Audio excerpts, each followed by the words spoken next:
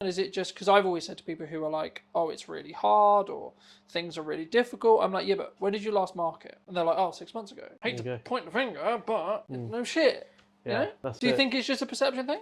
Yeah, perception. It's just kind of because I know now that if I want to spend 50 grand a month on stock, to the average sort of like person, they're gonna be like, oh my god, if you spend 50, what if you lose that money? But I know now if I invest that money, I know what I'm going to get back out of it. And I think that's just something that you learn over time in business. So if you have a service business, if you spend X amount in marketing on ads, for example, you know that for that investment, you're going to get X amount of revenue back from it. And if you get that perception over that sort of thing, then you kind of relax a lot more.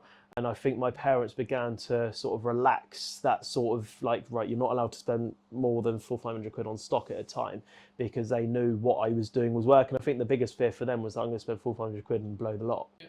Which I don't blame them. They're parents at the end of the day. They care about what you do and want to make sure they have the best for you. So now they, if I spend 40-50 grand a month, they're not going to be like, oh my God, you can't do that. You're our son, but they know what I do works.